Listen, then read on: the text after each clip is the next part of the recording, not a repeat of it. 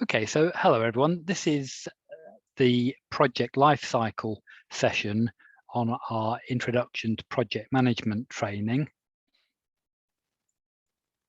So the housekeeping rules are as standard, and it's Tony Langdon here presenting. And what we're going to look at is the life cycle of a project, and we're going to explain what that is. We're going to look at the purpose of each stage, and we're going to look at the work that is typically done in each stage. So I'm going to deliver this presentation, and there'll be an opportunity for the learners to increase and test their knowledge on the material presented. There are 2 assignments as part of the session. And the payoff for this is that learners will have a good understanding of the purpose of each stage of the project, and they'll be able to describe the key deliverables of each stage. So this is a typical project life cycle, and we'll look in detail at what all of these boxes mean.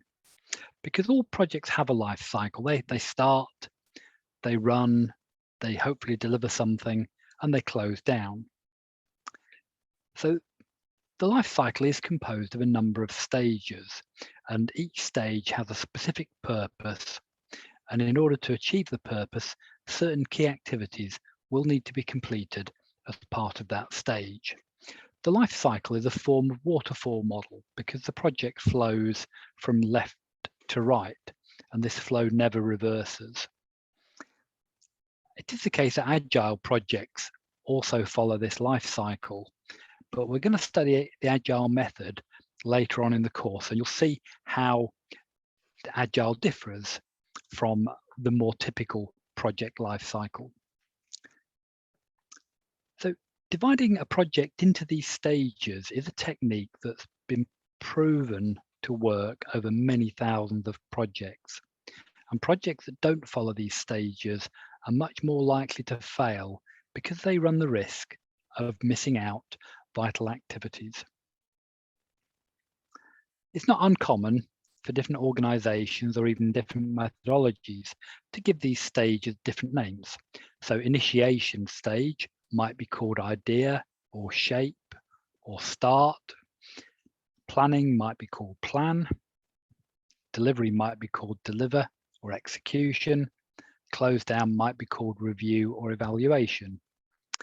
So when you arrive in a new organization, one thing it would be worth doing is to understand what the project life cycle looks like. What names do they give to their stages in their projects? And to work in projects and to be effective, you do really need to understand the purpose of each of these stages and the key activities that must be completed in each stage.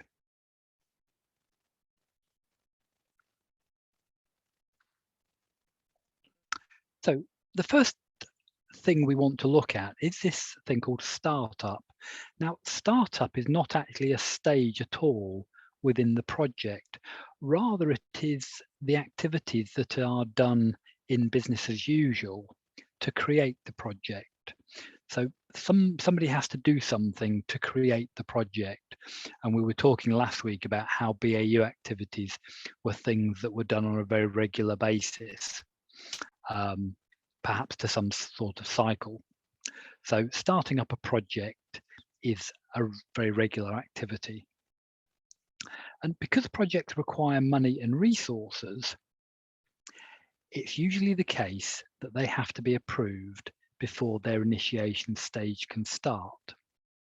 And it's important that during the startup activities, we should ensure that a basic business case exists for the project and that funding and resource for the initiation stage are approved. So we discussed last week about how the business case sets out the rationale for the project. Why is this project required? So we need to make sure that there is a basic justification for the project before we start the project. Otherwise, we're wasting time and money if we allocate funding and resources to an initiation stage for a project that has no real purpose.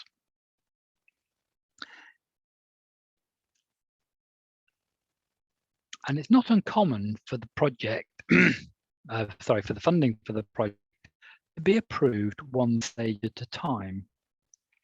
So during startup, the funding for initiation stage will be approved, but it will be during the initiation stage that the funding for the planning stage will be approved, and so on. So during planning, the funding for delivery would be approved.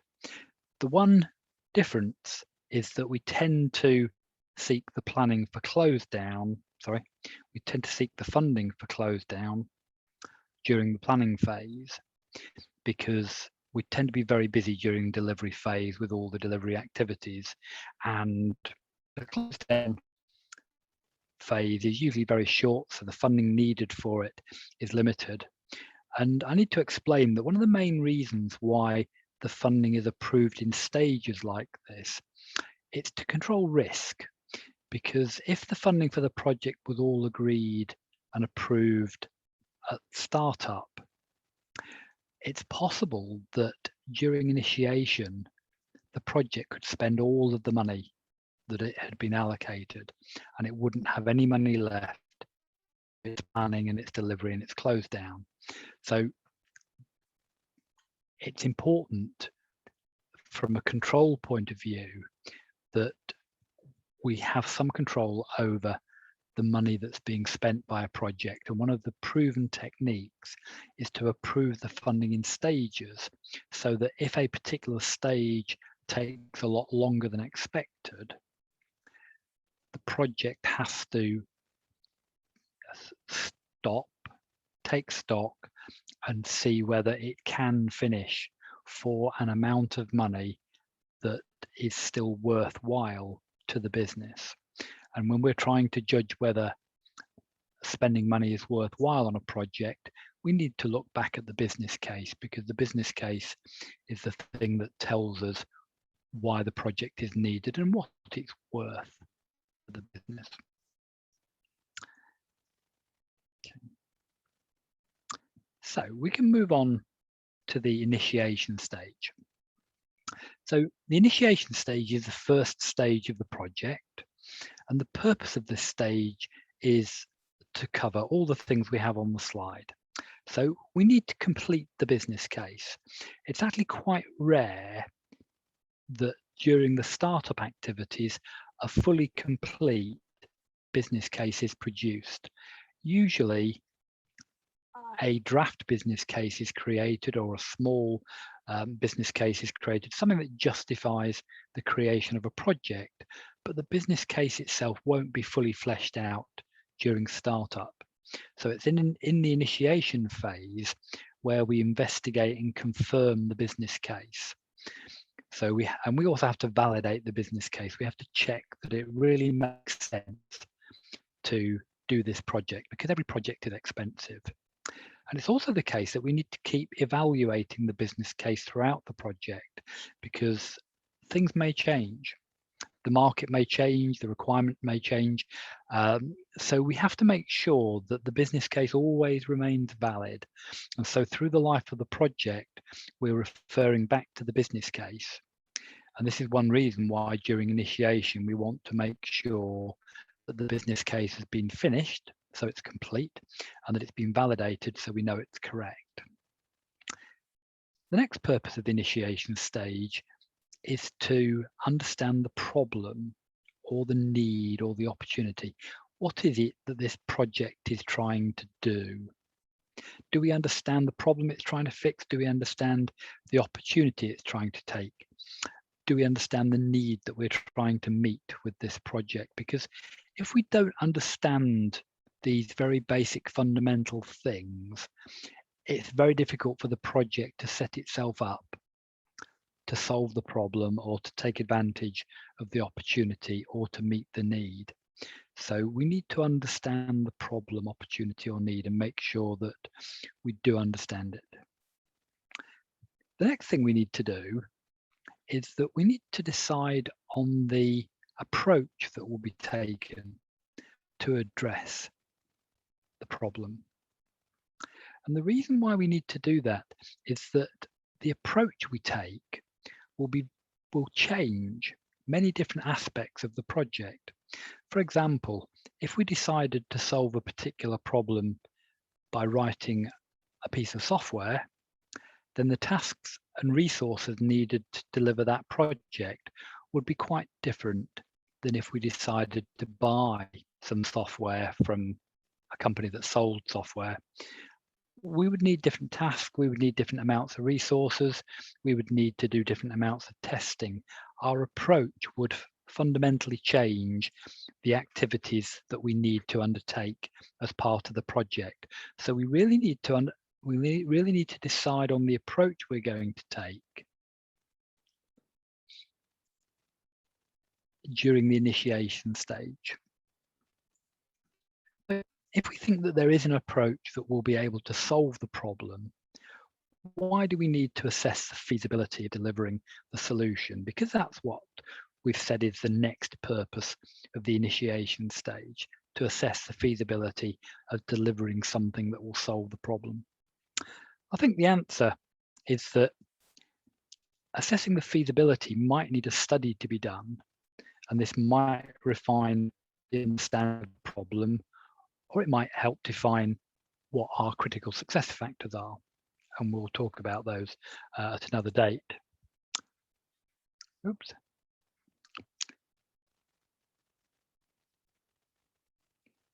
So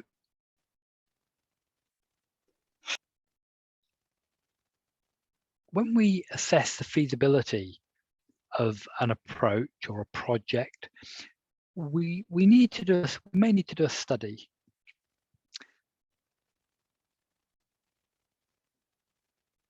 And I suppose the question is the approach may be valid. We may have decided on a perfectly valid approach, but the question is, can that approach work in this organization?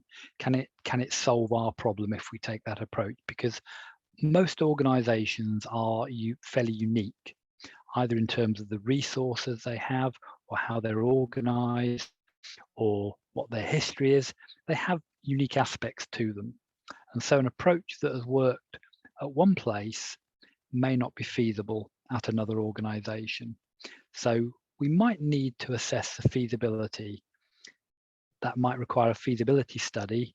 And if it is required, then the feasibility is usually assessed in initiation to make sure we don't go too far into planning to do a whole load of work. Actually, it's not feasible to deliver something that will solve the problem. Okay.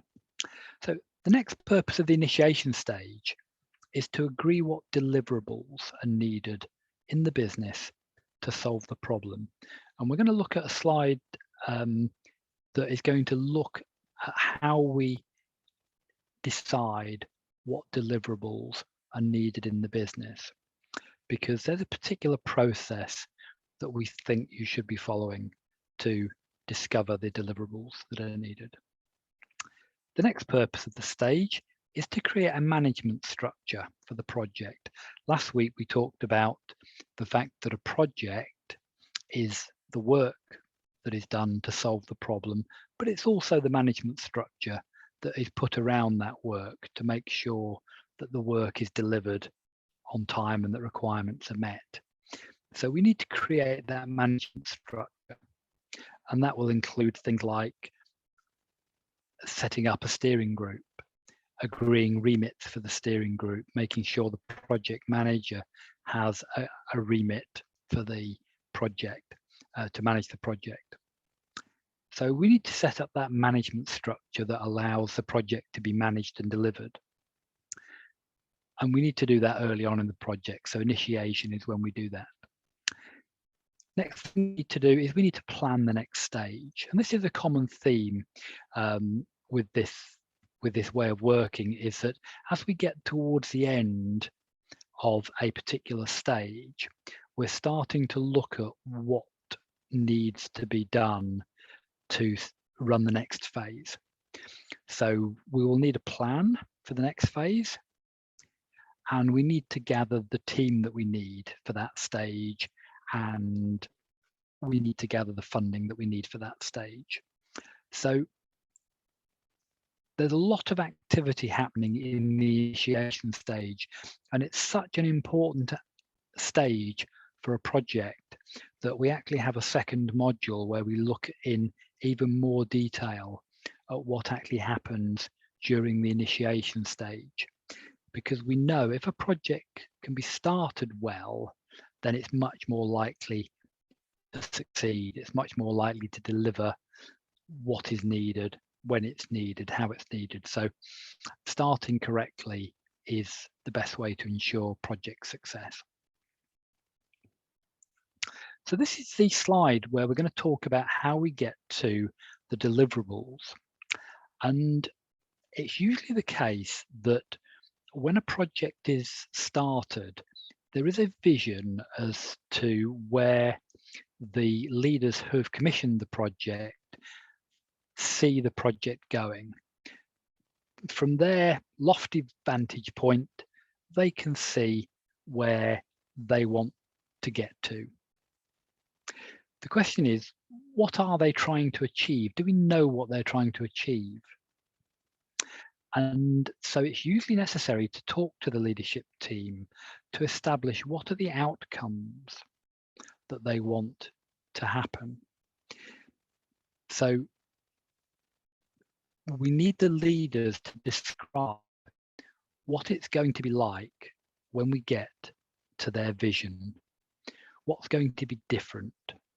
Are we going to be more of a market leader? Are we going to have happier employees? Are we going to have a healthier profit margin? What are the outcomes that we're seeking from the project?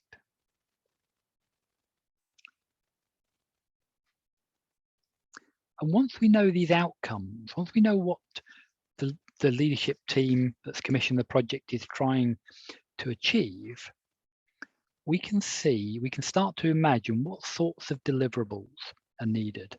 So for example, if we need to increase our profit margin, we can start to imagine what sorts of deliverables would do that. If we want to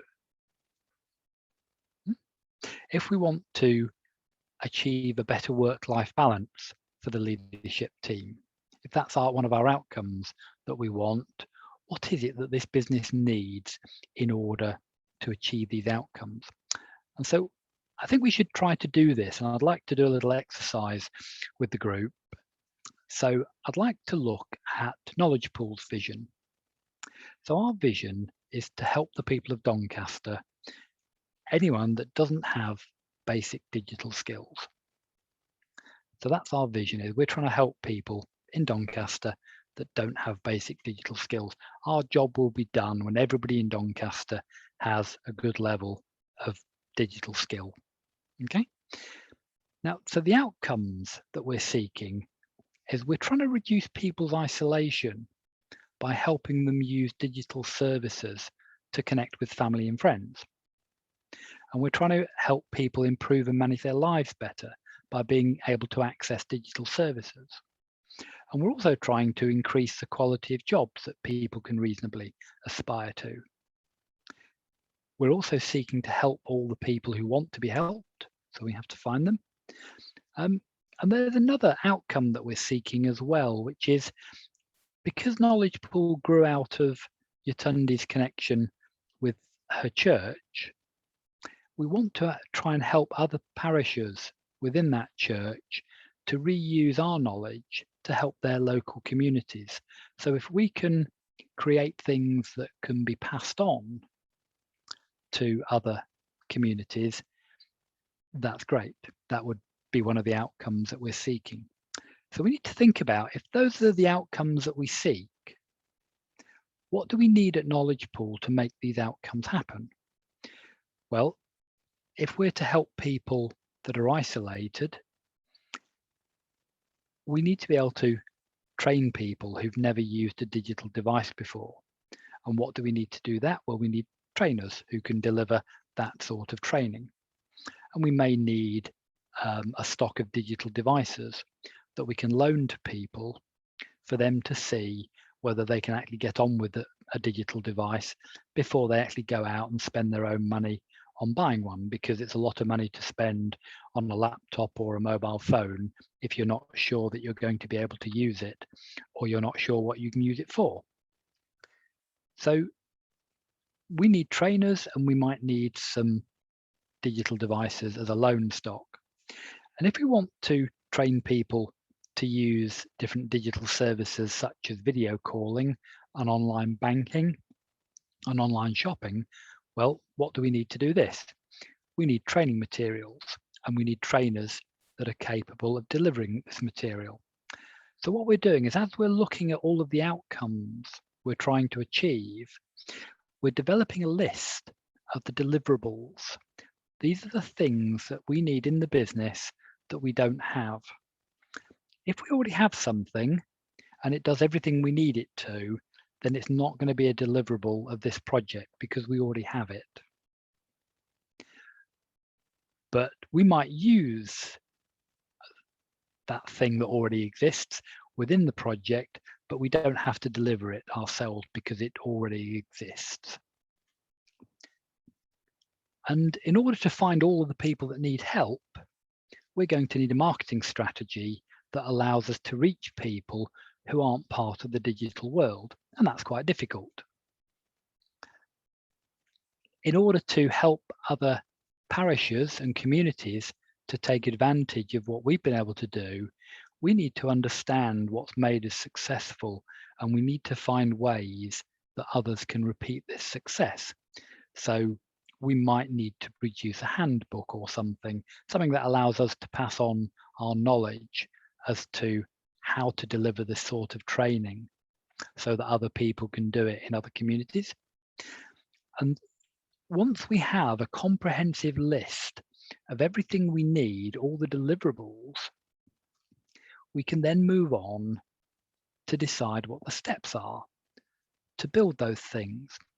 But at that point, we're actually getting into the planning stage of the project. So during the initiation stage, what we're trying to do is make sure we understand the vision. We understand within the project where the leaders want to get to. We're trying to make sure we understand what outcomes the leadership are seeking, so they know what they want it to be like when we get there to the end of the project.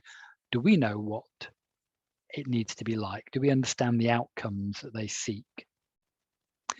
And once we understand the outcomes, we can see, well, what resources do we have to achieve these outcomes? And where we don't have the right resources, they become our deliverables. They're the things we need to build in order to deliver the project.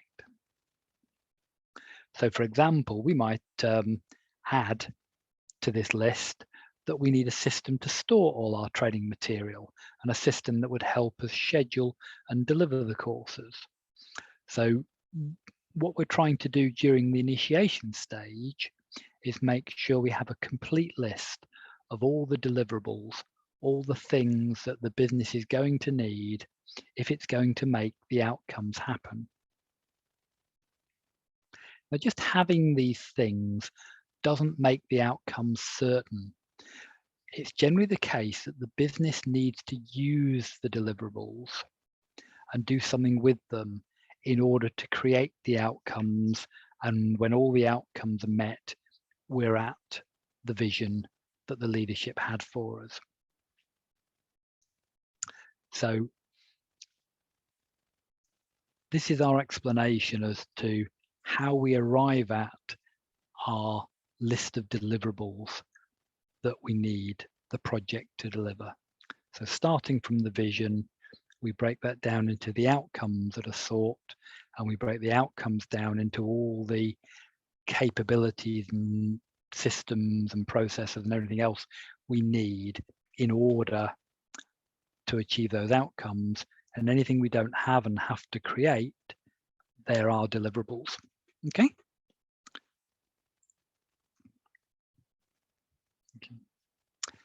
So with our complete list of deliverables, having planned the planning stage, having obtained the resources and the finances to run the planning stage, we can go into the planning phase or stage. I tend to use the phrase phase and stage interchangeably. I'm sorry for that. I should try and be consistent and use the word stage at all times, but it's an easy habit to slip into. So if you hear me say phase, I mean stage. Okay. So the purpose of the planning stage is firstly to confirm the business requirements for delivery. So we have some deliverables that we defined, but we need to know what specifically the business requires, because just saying we need a system to hold our training material, that isn't going to be good enough to tell us what that system needs to do, how it needs to work, how capable the system should be, how many users it should hold and serve. So we need to, during the planning stage, delve down into the more of the detail about what the business requirements are of those deliverables, because we need to be sure that those deliverables are going to be good enough. So we might define some acceptance criteria for the deliverables. Acceptance criteria are a way of testing to see whether the deliverable meets the business requirement that has been set for that deliverable. So we need to make sure we understand the business requirements. Now, if we're using Agile, we will take an approach whereby we are trying to understand the business requirements that are needed for the minimum viable product. And I won't explain what the minimum viable product is, because we have a module on Agile where we do describe that in detail. But if the project is using some Agile delivery, then we will do less detailed investigation into the requirements during the planning stage. The next purpose of the planning stage is to actually design the deliverables so that all the requirements are met, because we might have imagined a system that can store our training material and we might have a set of requirements, but we might need to do some design work to actually work out how that system is going to work before we start building it. And we may need to do that design work because, for example, the system may need to interface to another system. So we need to make sure that the two systems are going to be able to talk to each other. So we will perhaps do some design work during planning. Now, again, if we're using Agile, many of the design decisions that we need to take can be put off until the delivery stage. But there are certain key decisions that may need to be taken because of the environment that the software is going to be delivered into, or how the testing team or DevOps team want to release the software. If we're using a waterfall method, then all the design work needs to be completed before moving into delivery. But with Agile, we will only do the design work that must be done up front during planning. Because one of the key aims of Agile is to be able to start developing as quickly as possible. Because we've learned that actually business people often find it easier to explain their requirements when they can see a product that does some of what they need, but perhaps doesn't meet all of their needs. So when using Agile, we will only delay starting delivery for very good reasons, such as there being an essential piece of design work that has to be completed. And once we've designed the deliverables, the next purpose of the planning stage is to plan out the next two stages. And again, we plan out the close down stage because it's a very short stage. We know what it will contain. As we'll go on to see when we look at the close down phase, it's a very simple stage, close down. So we can plan it when we're planning delivery. Delivery is a much bigger phase for the project. Delivery is really when the bulk of the work of the project is done. So we will spend a long time during planning out the delivery if we need to.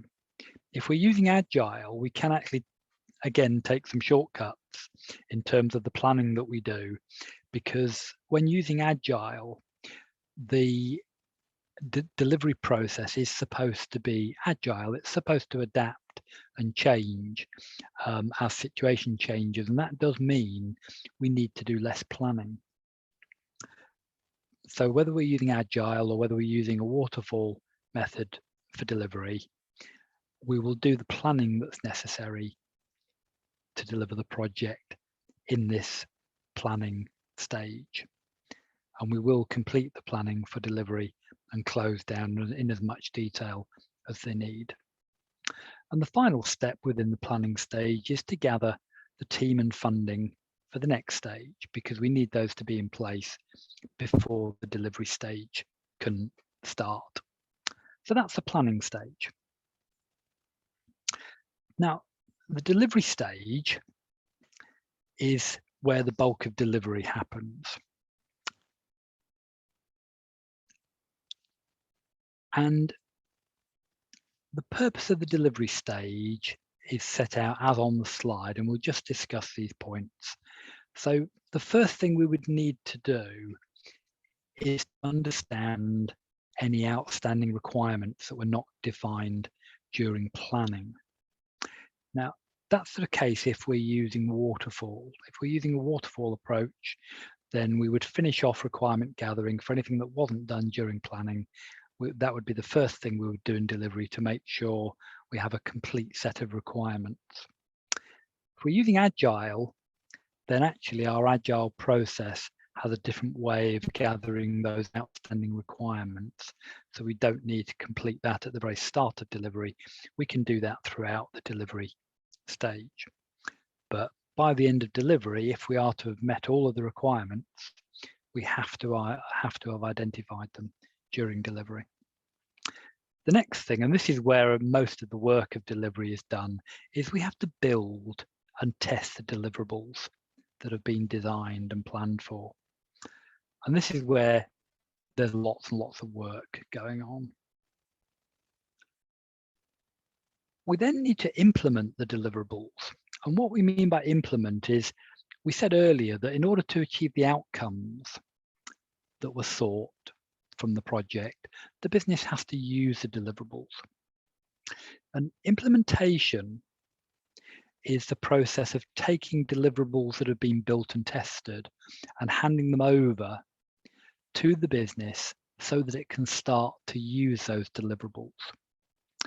And it's often the case that the project will support the business while it starts to use these new deliverables, because it's the project that's built them that knows them best. At the point of handover, all the expertise about what the deliverable is, how it works, what it does, perhaps even what bugs it has, all of that knowledge sits within the business. Sits within the project. But if the business is to use the deliverable, that knowledge has to be handed over from the project to the business. And that's what happens during the implementation. And in some organizations, the delivery stage will be split so that implementation is a separate stage that occurs after delivery. So there would be an extra box called implementation, and that would sit between delivery and close down. And it's in that implementation box where the deliverables that have been tested will be handed over to the business, and the project would support the business as it starts to use those deliverables and learn how to use them.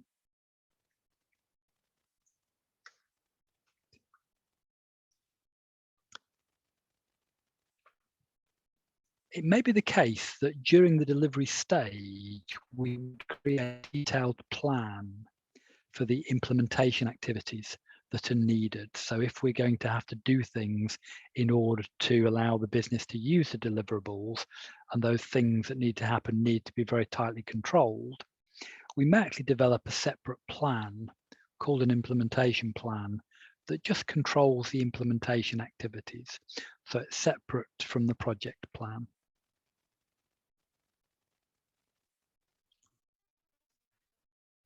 It's also the case that there are some activities that might be done at the end of delivery or might be done during the implementation that are sometimes called handover activities. These handover activities occur when there is something that was under the control of the project that needs to be handed over to a team in the business to manage in future. So for example, the project may have been administering a system while it was doing its testing, but as the business starts to use the system, responsibility for administering the system would be handed over to another team within the business, and that would be a handover activity.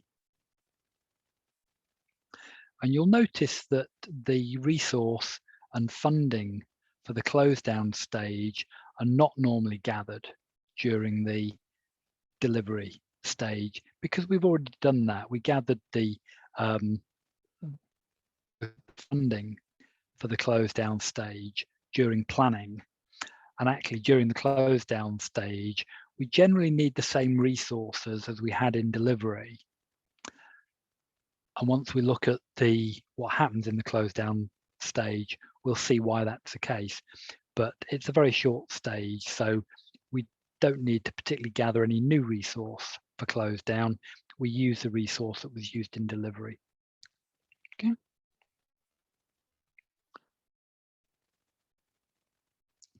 So the close down stage, the purpose of the close down stage is really these threefold purposes. It's to release the team for other work because we don't want this team tied up when it's done everything that was needed doing. We want the team to pass on the lessons learned during the project. So this is why we ask the team that delivered the project to stick around during the close down stage, because we want to learn what they've learned. And we want to make sure that we don't make any of the mistakes again if they made them. So learning lessons is a very important part of both agile and project management generally. So we need to set ourselves up to learn the lessons to make sure that we don't repeat mistakes. And finally, during initiation, we created a project management structure. During the close down stage, we need to dismantle that project management structure. And that's really the last thing we do in close down, is we dismantle the project management structure.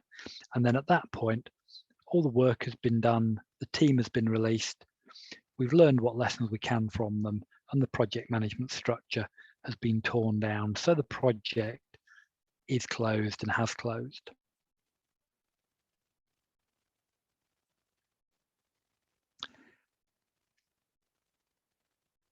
So I'll just mention that as a project manager, you would only be responsible for capturing the lessons that have been learned during the project. I know from my experience that you can't force an organization or a subsequent project manager to learn the lessons that have been captured. All you can do is capture the lessons and hand them on. And then if somebody can and does make use of them, that's great. But I know that you can't force people to learn the lessons. But if we don't capture these lessons, they do just get lost. So capture the lessons for sure, but don't worry about the fact if nobody else seems particularly bothered about them. So they are the 4 stages of a project: initiation, planning, delivery, and close down. And we've looked at the purpose of each stage so that we can understand why we have them, what's the work that needs to happen in those stages. I'm going to move on now just to look really in more detail at the specific things, we'll call them deliverables, that are created in each stage. So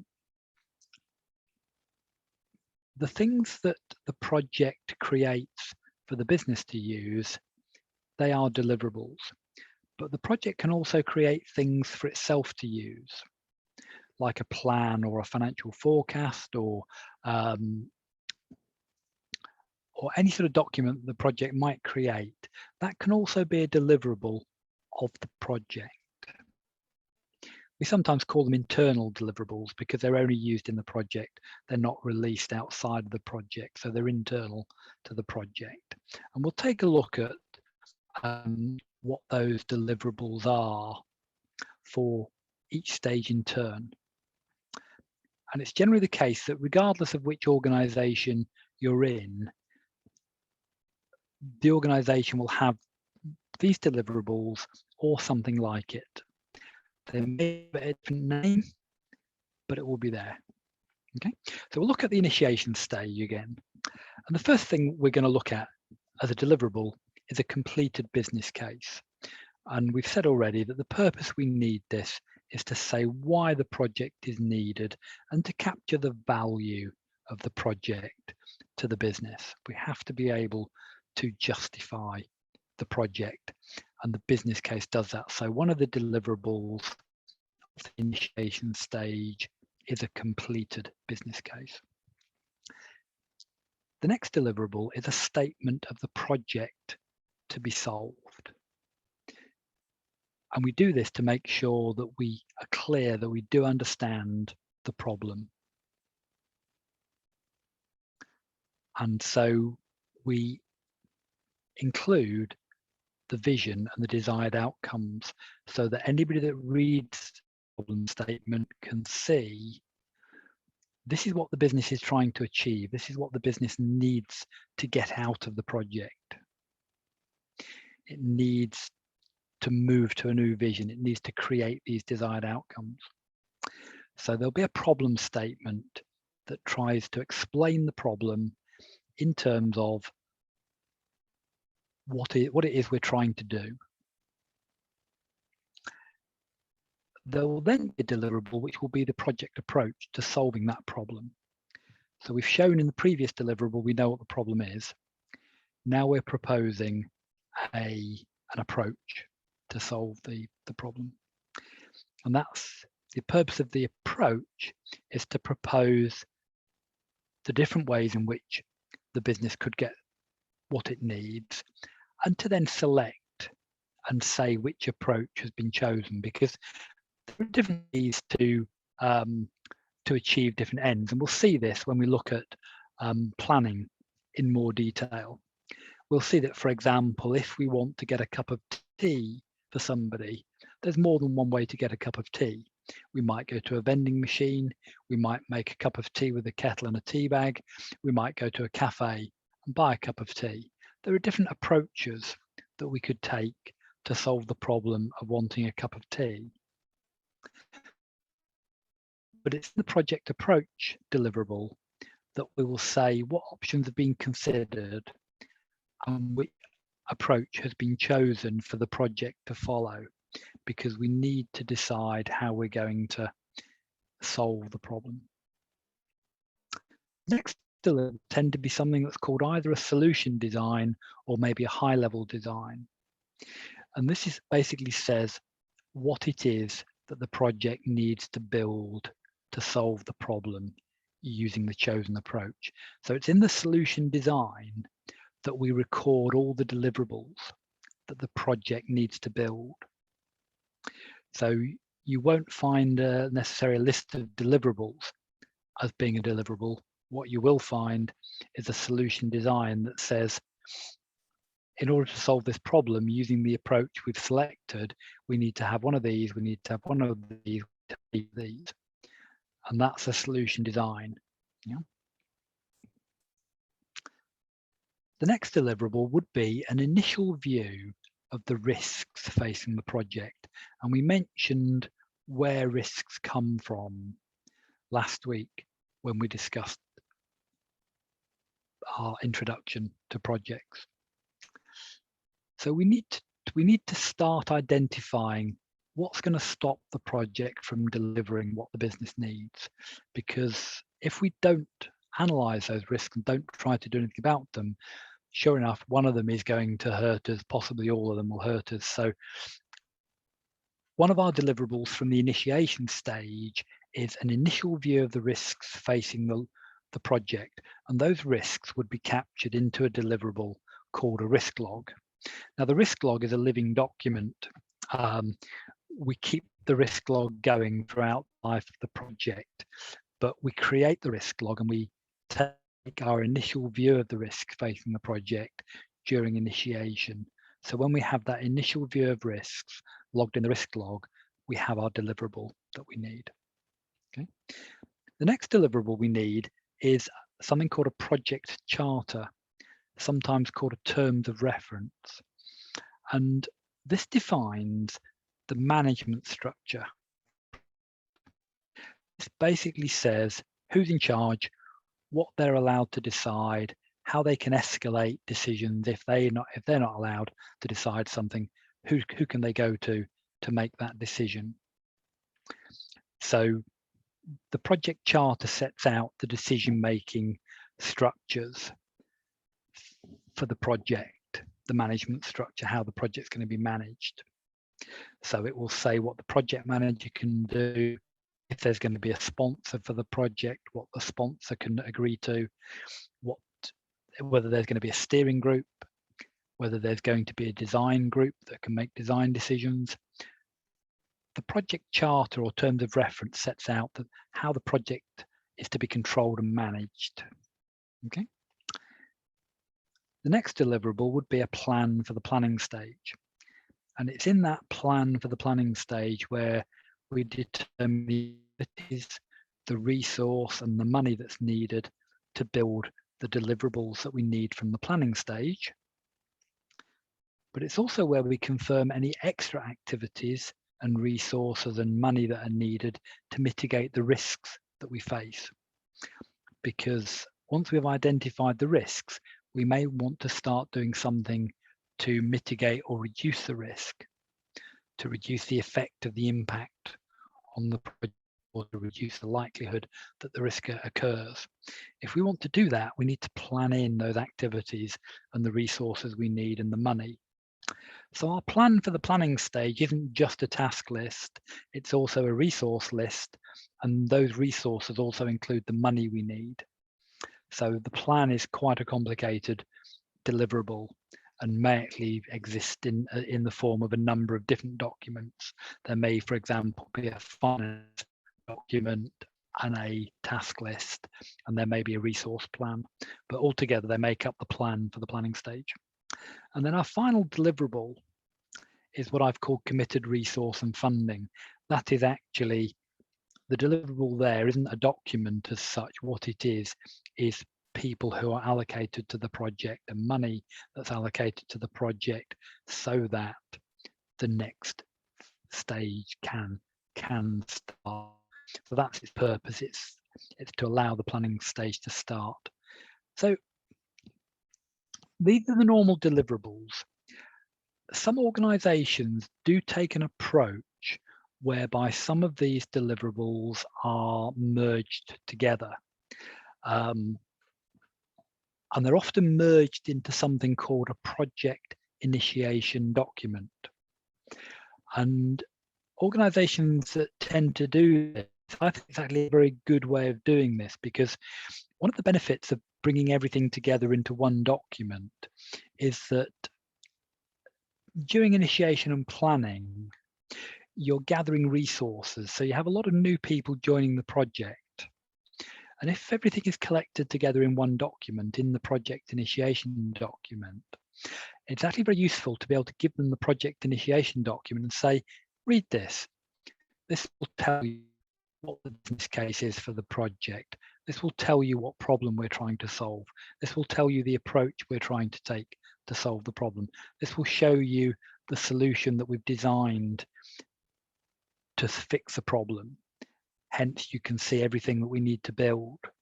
These are the risks that are facing the project. This is how the project's going to be managed. This is where the decision-making responsibilities lie. And this is our plan. All those things can come together into one document called the project initiation document. Now, as the project moves through the planning stage and through delivery, the deliverables tend to get too big.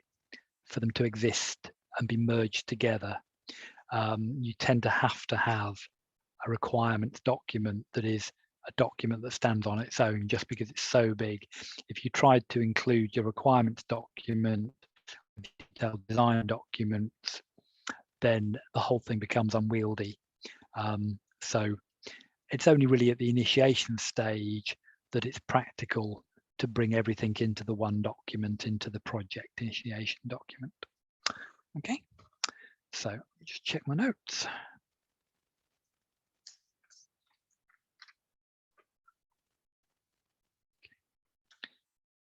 Right. So to the planning stage.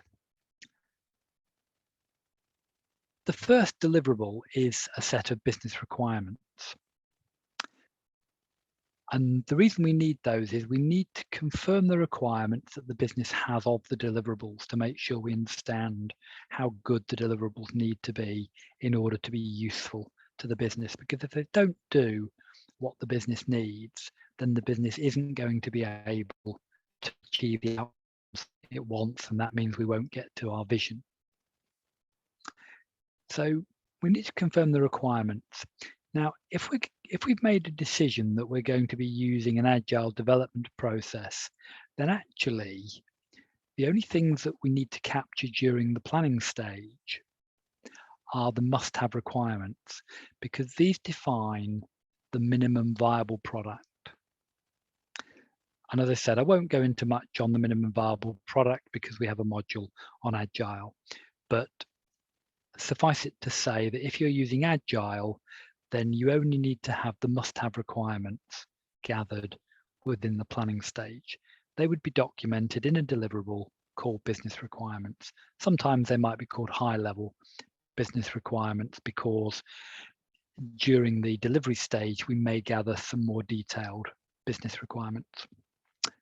Once we've got our requirements, our high-level requirements, we can then go on to complete the designs for the deliverables.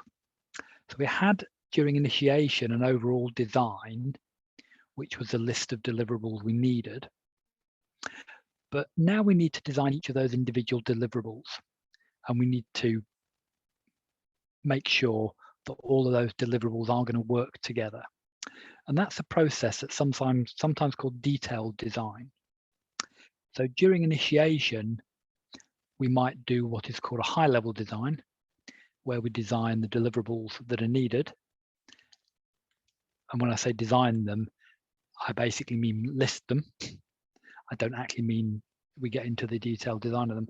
That detailed design is done during planning. It's done during this design for the deliverables. So when we are designing the deliverables, we're doing a detailed design for them. And that's confirming what needs to be built and how it should be built in order to meet the requirements. So that would be our design for the deliverables, or the detailed design. The next deliverable we need is a plan to test those deliverables. And that's sometimes called a quality plan.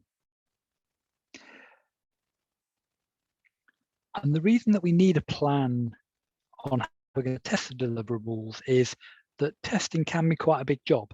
So we need to be organized. So we need to know the order we're going to do things. We need to know the sorts of data that's going to be passed through the testing process. We might need resources for the testing. So we plan out how we're going to test the deliverables. And we are testing the deliverables to confirm that they meet the requirements. We do need a quality plan, a plan on how we're going to test the deliverables. The next deliverable would be an updated view of risks.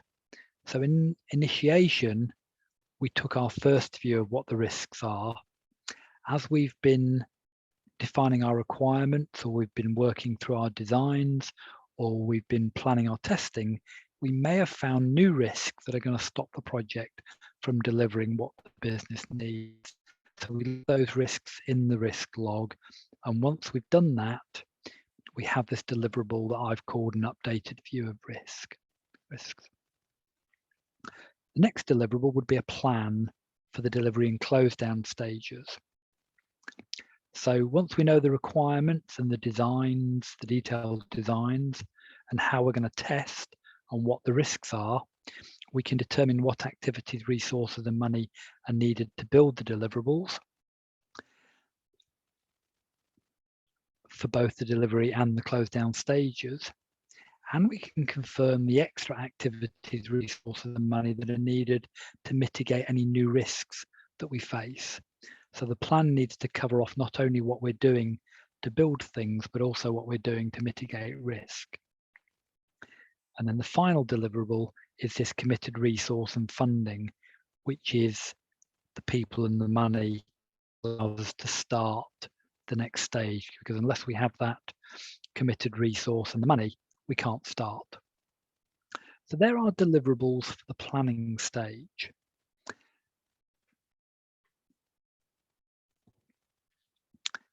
And the delivery stage actually looks quite short here on this slide, because what we're saying in this, what we're saying are the deliveries of the delivery stage. It's really two things. One is there does need to be an implementation plan. You pretty much always need an implementation plan, because you need to know how you're going to release the deliverables that the project has built into live service with the business, and how you're going to support the business while it adapts to the change that those deliverables are going to create. So you'll always have an implementation plan, but what you will also have to do during delivery is build all of the deliverables that were identified in your high-level design that you created during initiation, and you will need to test those deliverables and prove that they meet all the business requirements. So anything that you've defined as a deliverable of the project, if it's not been built already, it has to be built during the delivery stage. And the purpose of those deliverables, of course, is to achieve the outcomes that were sought in the original problem statement, so that we can reach our vision. Okay, so that's the deliverables of the delivery stage. It looks very short here.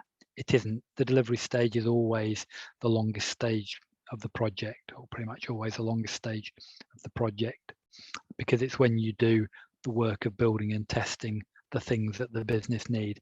Everything else before that is just preparing and planning and organizing so that you're in a position to build and test the deliverables that are actually needed. So we come to the close down phase, and there are really two deliverables of the close down phase, two documents that come out of it. The first is the lessons learned report, and the purpose of that, as we've mentioned earlier, is to ensure that any useful lessons that can be learned from the project are available to future projects and are available within the organization. And then the other deliverable is a close down report. And the close down report's purpose is to measure the success of the project.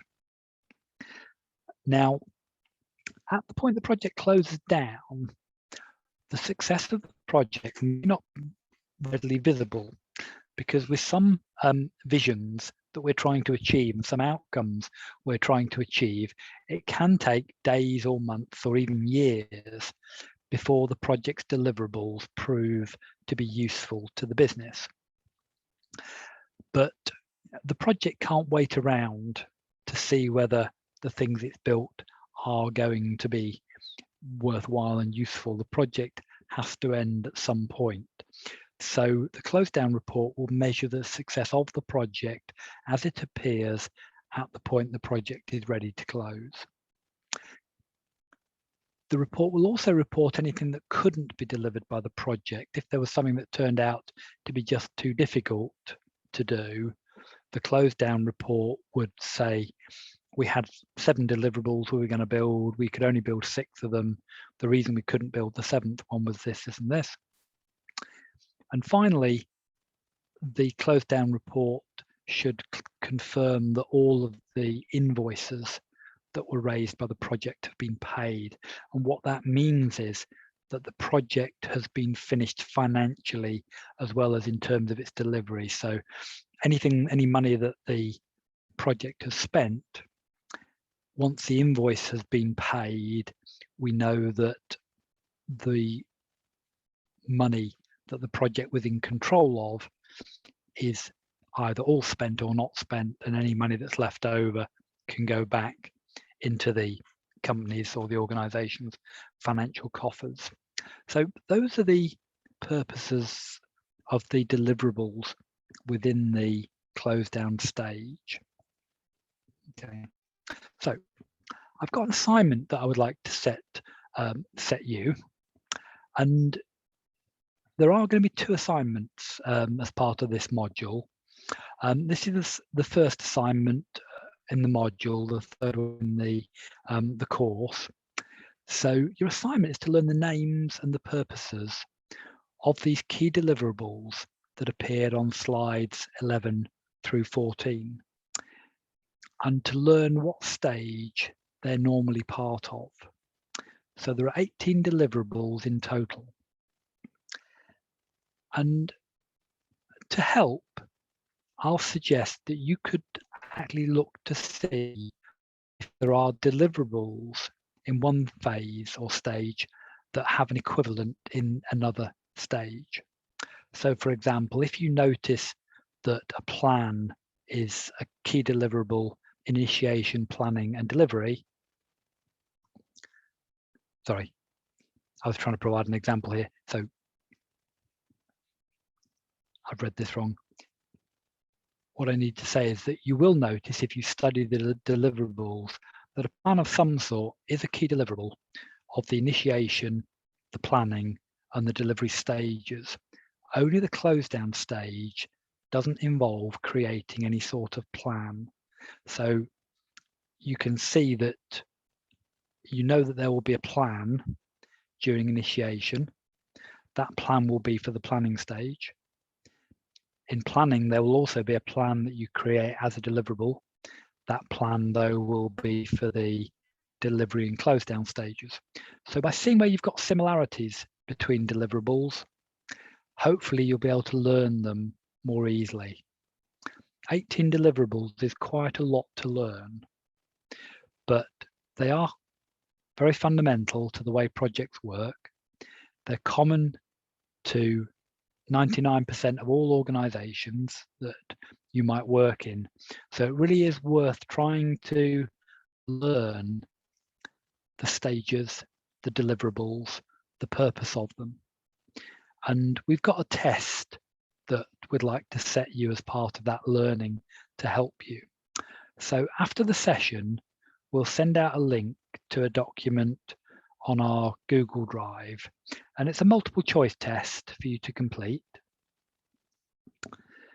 And we'll also send you a list of the key deliverables. So we'll basically send you slides 11 through 14 again. And again, that will be a link to the slides on our Google Drive. So you'll be able to review those slides on our Google Drive. And you should use the list when you take the test. You'll find the test very difficult to do well on if you don't refer to the list. So use the list. This is what you might call an open book test. And in order to complete the assignment, what you'll need to do is you'll need to make a copy of the document that I send you the link for. Your copy, you'll need to rename it so that your name is on the end of the document name. So it says whatever the document name is, and then your name on the end. And in that document, you'll see that there are 3 columns. The first column has the question number. The second column has the question. The third column is a column for you to put your answer in. And I'm just realizing that there must be another column in there because we do give you 4 possible answers for each question. So it is a multiple choice test.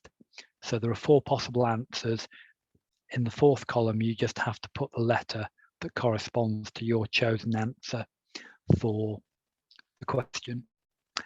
And then once you've saved your document, which happens automatically on Google Drive, you just need to share that document with admin at Knowledge Pool. And if you can do that by 7 p.m. on Sunday, the 28th of March, I'll mark it and let you know your scores, and we'll perhaps go through any corrections that we need to next week.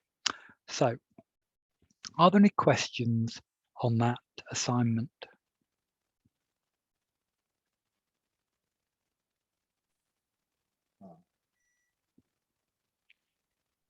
I don't have any question on this. Okay. So we'll send you the link to the test. As I say, you'll need to make a copy of that document and rename it so that you've got your name on the end of the document name.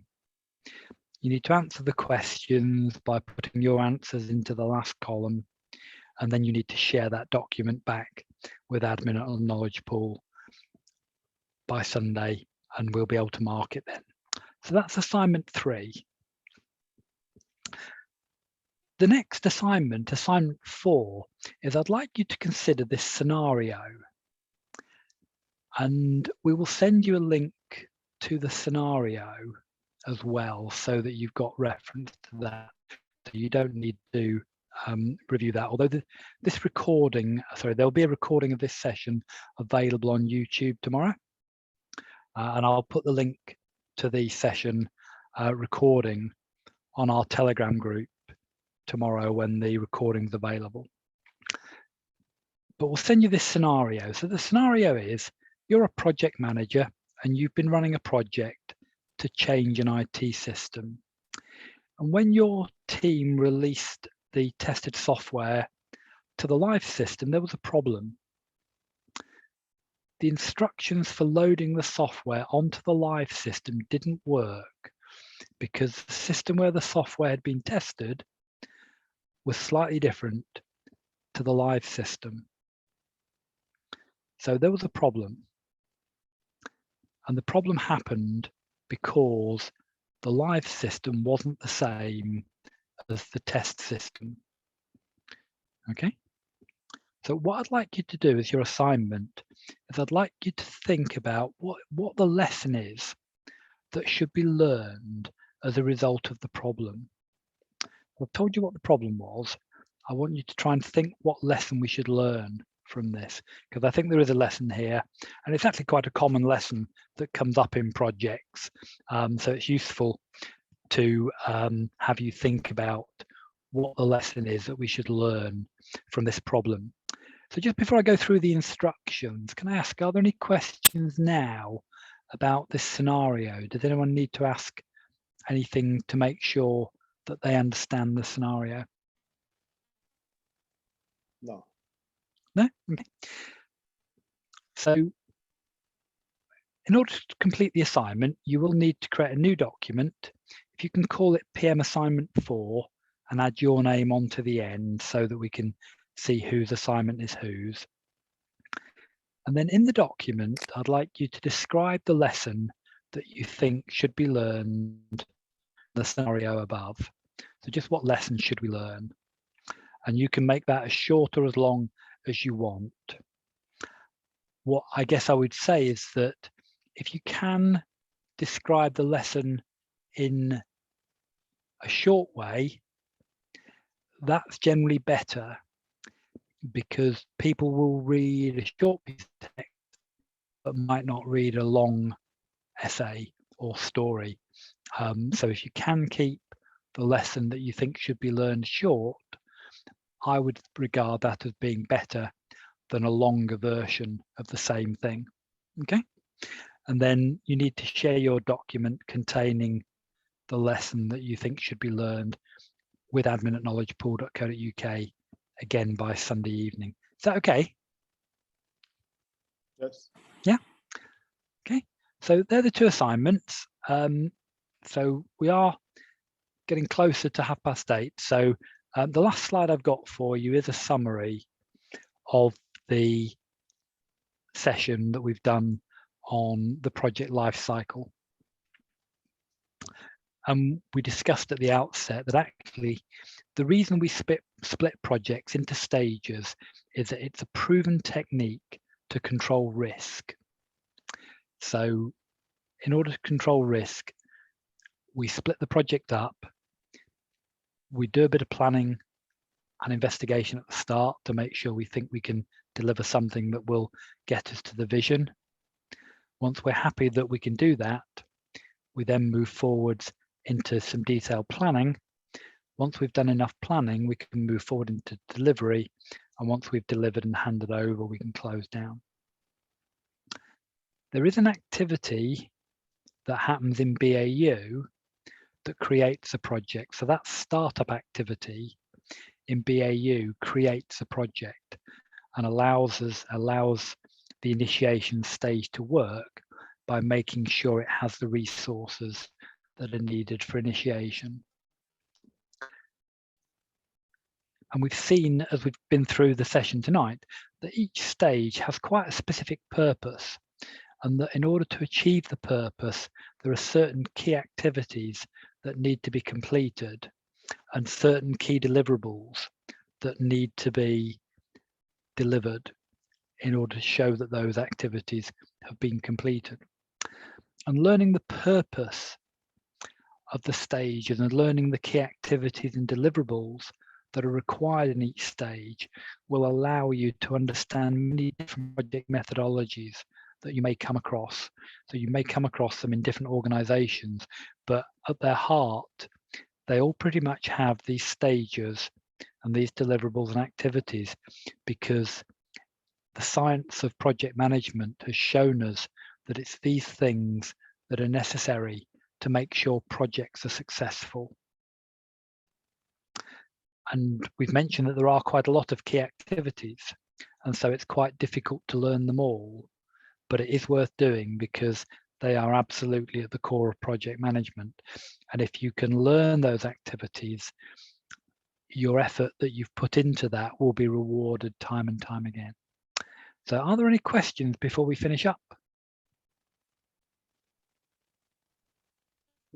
Hi, Tony. Hi. Yeah. Sorry, I came late. I don't know why I thought it was half 7. I was starting. Okay. Yeah. Sorry about that. Yeah, I just want to ask waterfall approach and the agile approach. Yes. Which is preferable? Okay. So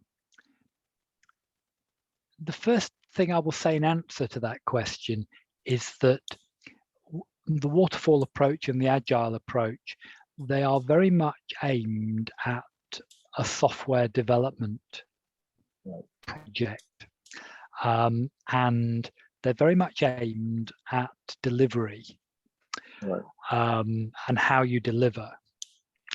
When I started the session, and you did miss this piece, was I did say that the project stages that we've got, they are very much a waterfall model, because we start on the left-hand side with startup, and we move through initiation, we move through planning, we move through delivery, we go to close down.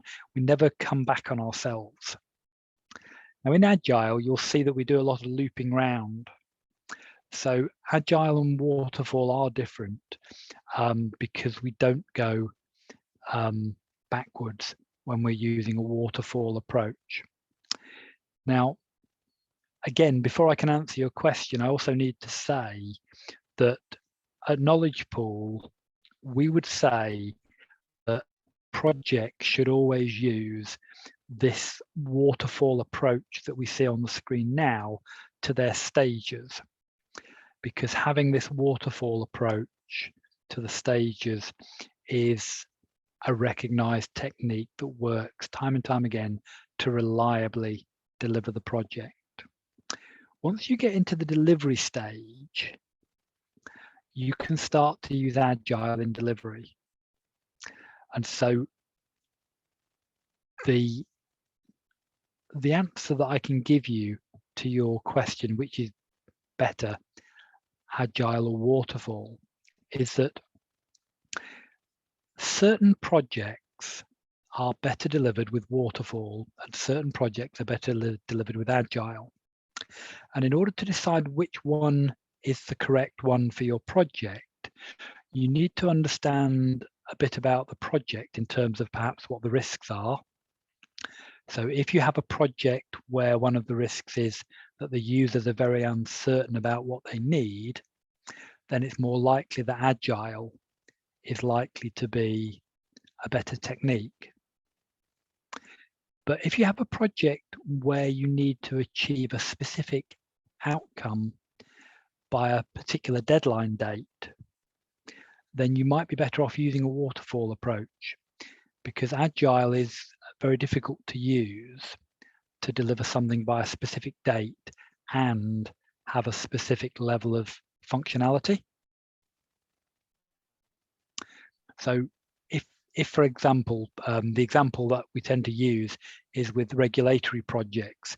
So if a regulator has said, you need to be able to do A, B, and C, and you need to do those things by the 31st of December 2021, Agile is actually quite difficult to use to do that unless you know that you have lots and lots of time available. If you know that you've got way more time than you could possibly need, you could use Agile.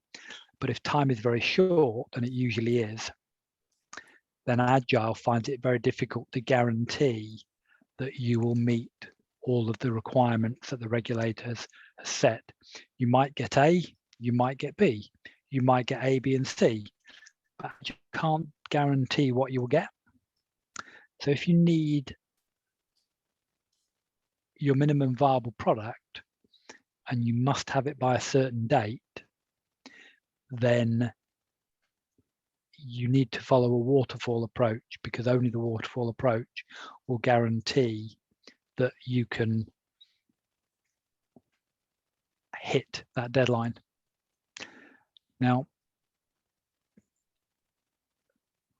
I will go on and just talk about a little example that I think is quite interesting in the context of the question and the answer that I've given. But can I just ask, is that, are you happy with that answer? Yeah. I can now, at least from what you've said, when you have like a timeline, waterfall approach is preferable. Yeah. And every project has a timeline, but the sorts of projects that work well with Agile are where there's no real doubt as to whether something can be delivered within that time, and that the thing that can be delivered is going to be useful to some degree. So you know that it's going to be worthwhile doing the development.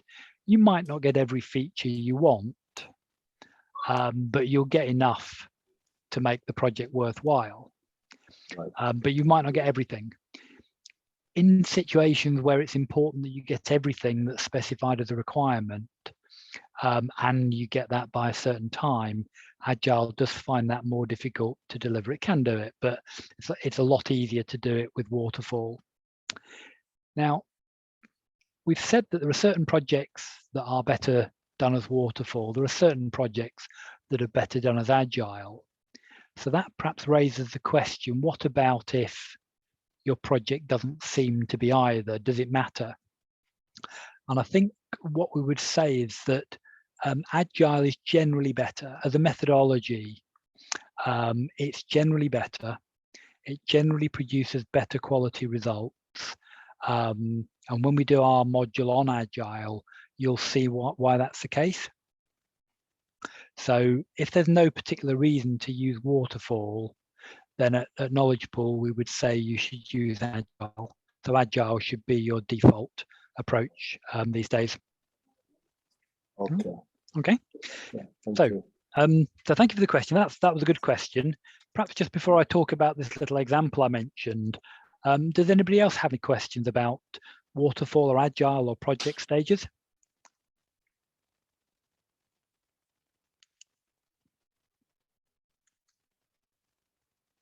Okay, so this example I want to describe to you was there was a project that I was put in charge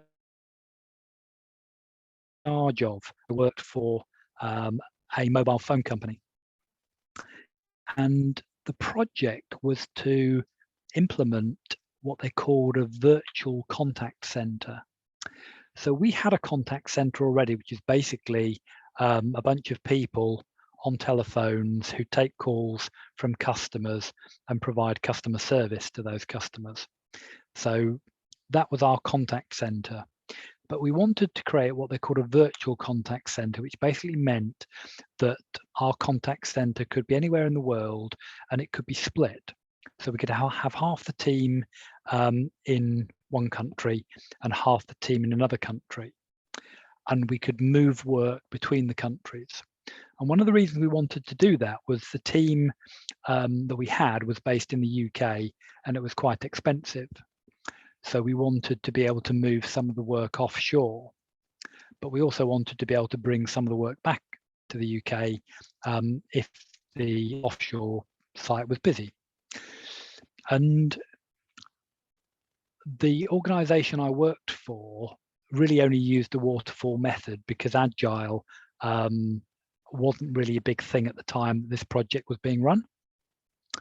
And I was told that we had to have the offshore contact center up and working within 3 months. And when I sat down with the enterprise architect who did the high-level design during the initiation stage, he explained that technically what we would need, he kind of described the deliverables would be, we would need some special servers at our end, and we would need some special software on our telephone system. We would need some network links to the foreign country, and we would need a telephone system at the foreign country.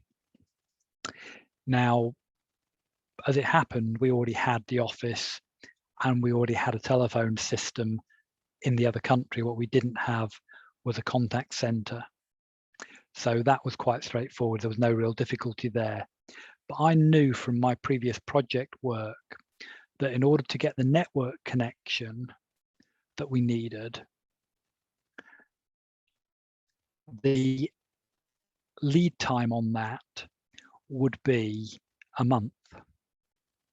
And hence, if we wanted to have this project up and running within 3 months, given that it would take a month to order the network connection and we needed to build the system and test it, we really needed to order the phone lines immediately. So there wasn't really any time to do any planning. There wasn't any time to do any sizing work to work out how many network lines we needed. Because to do that, we would have needed the servers, and we didn't have the servers. We were going to have to order the servers, and they were going to take 3 or 4 weeks to come in. They would then have the software installed on them, and we would then test the servers. And only after 2 months would we be able to test the network connection to know whether we had enough network bandwidth for the system to work. So I was faced with a situation where there just wasn't enough time to build the servers, test what we needed, and then order the lines, because it would take too long for those lines to come. The project would have had to have been delivered by the time the lines had arrived. So I had to break this process. I had to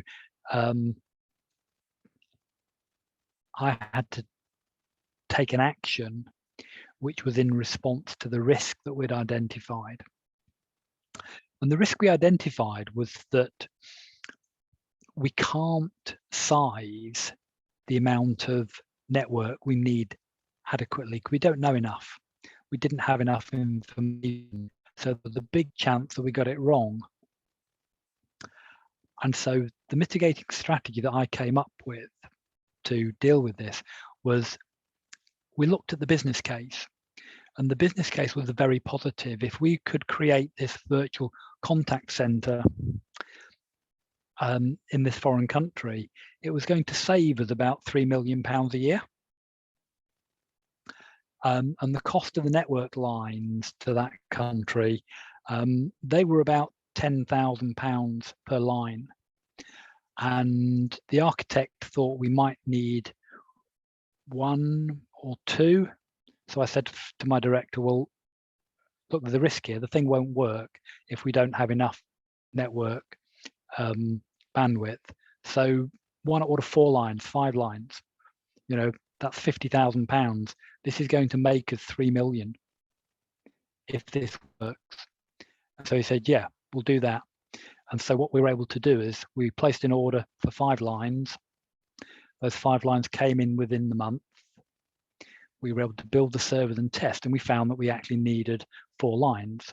So we were right that we needed more than the architect thought we needed.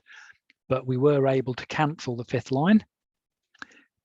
The 5th line that we'd ordered, we had to pay for it for a year. So that was £10,000 effectively wasted because we weren't really making any use of it, although it did make the system a little bit faster. But we were able to cancel it after 12 months. And so this is an example of how sometimes you do have to break the methodology, and you have to kick off delivery activities. So I had to get the network company delivering their lines between us while we were still in initiation. We were still deciding how we were going to work and what the decision-making strategy was going to be within the project and all this sort of thing. But when I had this initial meeting with the architect, I realized that because of the lead time for these network lines, if we didn't place an order basically the next day, then we weren't going to be able to make the project work. And so I came up with this idea of, well, let's overorder, because the business case is so positive, we can afford to do that. If the business case had been very tight, we wouldn't have had that option.